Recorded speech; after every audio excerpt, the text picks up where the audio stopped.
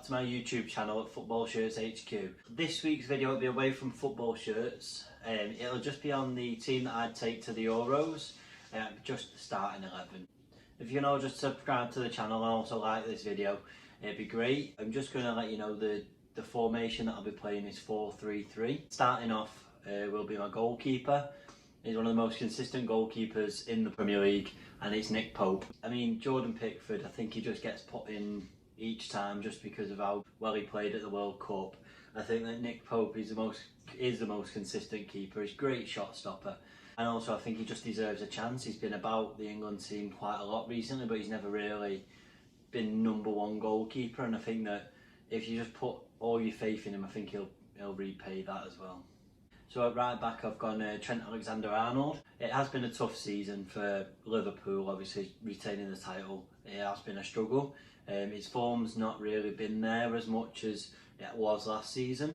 He's got great ability. He offers so much getting up and down that right, obviously more than any other right back I know in world football. Kyle Walker is a massive threat because of his experience in the team, but I'm going to put Trent in at right back. My first centre-half is Harry Maguire. I think that he is a leader at the back, and he always seems to perform when he plays for England, especially after the World Cup last time. Going into the Euros, you need someone who's been into a major tournament in the past, and I think that he is probably one of the best centre-backs we've got. My next centre-half has turned his career around. I mean, recently, as close to last season, he was close to getting sold by City. It's John Stones. He's been one of the best centre-backs that's probably in European football at the moment. I'd go out to say that. He's been so consistent, his clean sheets speak for themselves, and he's got a great partnership with Maguire, obviously after the World Cup last season, as I've mentioned, so it's a no-brainer to put him in there. Onto left back now, and it's another player who's turned his career around with some sensational performances for Man United. It's Luke Shaw. If I'd have been making a video at the start of the season to say this, I don't think Luke Shaw would be anywhere near it with the amount of injuries he's had. But on the ball this season, getting his crossing from the left has just been phenomenal. I think that nobody can put anybody else over him at the moment. His performances should most likely get him a chance to play for England again. Next up, it's the bad boy of the team, it's Jack Grealish. His behaviour off the pitch isn't the best, but on the pitch he's so skillful. He can make chances out of absolutely nothing. Some of the assists that he makes is amazing. Also, he can score goals from anywhere on the pitch as well. I think that there is a lot of centre midfielders at the moment that can get in the team, but he's just the first of three that I've picked. Next up, it's the youngest player of the team that I've picked. It's Phil Foden.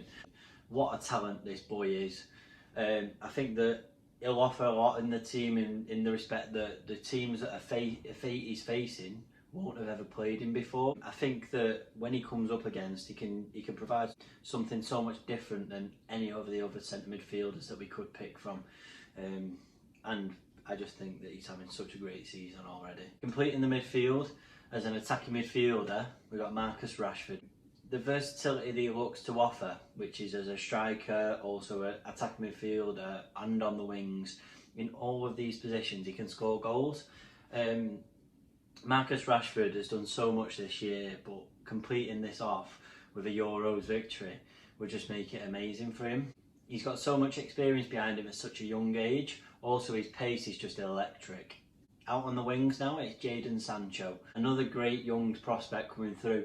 He's done so much at Dortmund, he's got so much pace, and also from the wing he can create and also score goals. On the opposite wing, we've got Raheem Sterling. I mean, who else would you put on the wing other than Sterling? He can score goals, he's added that to his game. He's also so consistent and reliable. Every time he's called upon for England, he seems to score goals. And also his leadership that is coming through, obviously captaining City every now and then. It must be great to have him on the wing.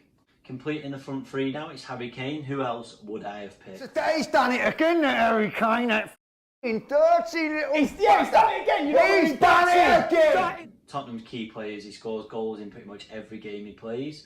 As well as that, for England, he's just unbelievable. I've never known anything like it. Hopefully he can take the same form into this tournament as he did for the World Cup and lead us to glory.